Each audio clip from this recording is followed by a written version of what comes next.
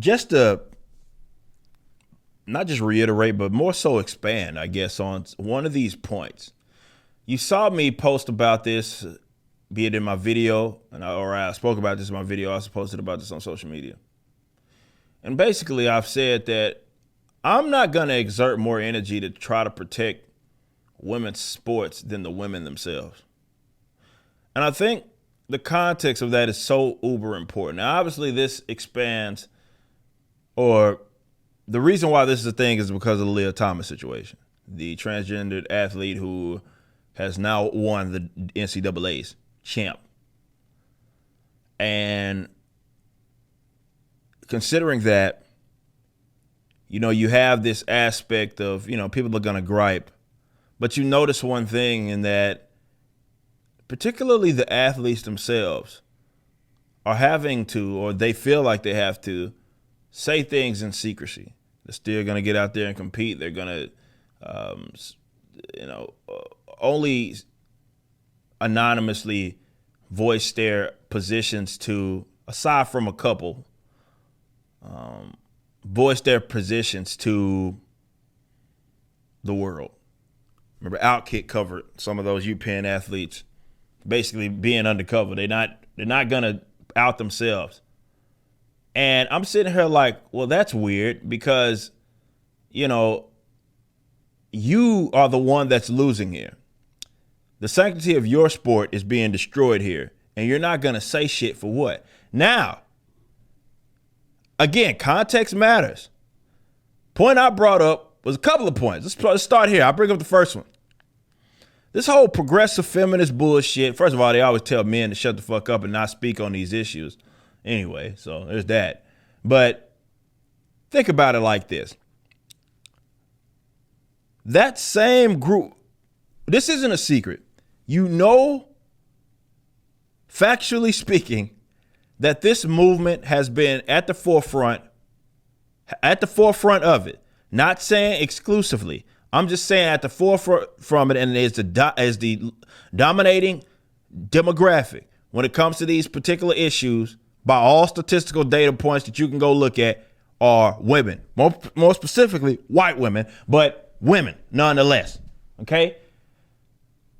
When it comes to these issues. So, that being said, this is something that, of course, is impacting women, especially white women, because most swimmers certainly are white women. In this country, at least. So I'm like, if you can't defend yourself, or you're not going to attempt to defend yourself, not saying that you got to win, but you get what it is I'm saying, exert some sort of effort. Why is it an expectation for people around you to do it? Now, I get it. Some of you are parents and whatnot, and that's totally fine. But at the end of the day, athletes are the ones losing. There's two things that get brought up. One, they're too young. Two, they're afraid of losing their scholarships. Both of those are fucking bullshit. And I'm going to explain to you why. First of all, you cannot say that I am speaking out of pocket here, that I don't understand the experience, that I don't understand the lines that you have to walk on in being a collegiate athlete. I was a collegiate athlete. I was a Division I, as you can see right here. You can look it up yourself. I was a Division I track and field athlete. Did it for 5 years because I did redshirt 1 year when I got injured. I was a track and field athlete, still the current 100-meter record holder in 55, but 100-meter record holder for Texas A&M University Corpus Christi. Go look it up. So I've been there. All of this shit we're dealing with the NCAAs. I've been there and I fucking done that. I'm not even 10 years removed from it. Okay, so I'm not speaking out of pocket here, number one. But this is the hilarious thing, and this is the part where I'm fucking right on. You could send Ben Shapiro to a collegiate campus to speak about this very issue, and you are not going to get any shortage of young college students screaming, including athletes, screaming, yelling their heads off, having no problem voicing their concerns on this literal issue. On this same exact issue, you can say Matt Walsh there, you can say Ben Shapiro, or whatever boogeyman that they've created in their head. And these college students would have no problem. Have you been to a college? It's full of activists.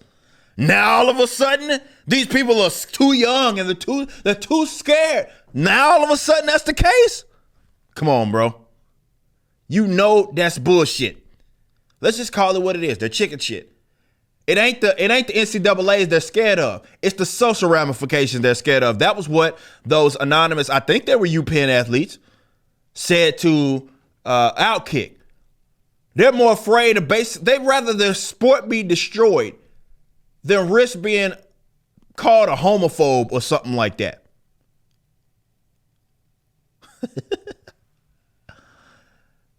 They're scared of the social ramifications. The NCAA shit or losing your scholarship, which again, that doesn't even make sense anyway. But we're gonna lose. No, you're not gonna lose shit. And what, you Penn's gonna, I mean, maybe if you're a teammate, I don't know. But again, it ain't no shortage of colleges in this country that will pay you money to go compete for them. Or what have you. Now, look, I get it. From the day one clearing house up to the NC, through your collegiate career, there's a lot of bullshit that you have to deal with in terms of being a collegiate athlete and maintaining and retaining your scholarship. But someone's got to, and I'm not going to call you guys martyrs because you're protecting your own sanctity of your own sport. This is what progressivism got you.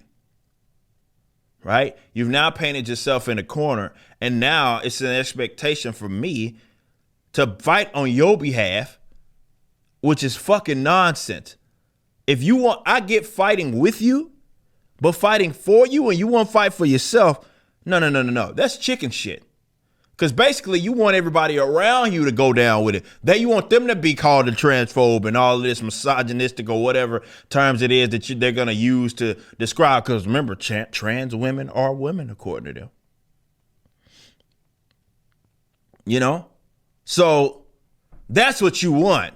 But the people that are actually being mostly impacted, you should be the ones front fucking lines, not us. You should be the ones front fucking line. I know I would. And I'm not saying this as, it's easy for you to say now because, you're out of it. No, it's like if I sat and watched someone and I knew some fucked up shit was going on, I have enough if I could challenge a fucking professor, a leftist ass professor of mine when I was 23 years old, I could fucking show enough say, all right, this is fucked up. It ain't nothing to say that, right? Again, Bet your money you send Bishop Shapiro over at UPenn, you ain't gonna have no shortage of female, women, screeching ass feminists yelling their goddamn heads off about their positions and how that this person's a threat to them and all this other shit. They ain't gonna have no problem doing that. Now all of a sudden it comes to their sport, now they solid. Now all of a sudden they too young. Now they care so much about their well-being and all. Nah, come on, man. Y'all know y'all full of shit. Ain't got nothing to do with nothing. It's just simply put, the chicken shit. Now, how we got to this point and how this facilitated it, how this was facilitated, that's a conversation worth having. Why is it that so many people are so scared to be called a transphobe that they'd rather a sport be completely derailed because of it? Yes, that says a lot about the power of that alphabet mob if they got you that scared. To where something is fucked up, but you won't even publicly say anything. You know what statement would have been made if all of those athletes, some of them were from, it's funny, I think two of them were UT athletes in that last heat. Could you imagine if all those athletes said, we're just not fucking competing? Say if it was just the finals. They said they said, we're not even jumping in the goddamn water. You're going to race against yourself. You know what statement they would have made? That would have made a far bigger statement than winning or going out. No, you didn't win shit. Leah Thomas is Division I women's champ, by the way. Than you just not saying anything. And here's the last point I'm going to make on that. You know who isn't scared of the ramifications of the ridicule and doing what it is that they are doing? Leah Thomas. You just listened to a clip from my podcast, For Canon's Sake, which is live throughout the week at 12 p.m. Central on youtube.com/YoungRipper59 and odyssey.com/@YoungRipper59. Be sure to check out my website, ericdjuly.com, so you can stay up to date with everything it is that I'm doing. You can also become a member and get access to a bunch of cool perks and exclusive content, which includes a social media hub where you can interact with myself and other members. It even has an app that you can get, which is now live in the Google and Apple stores.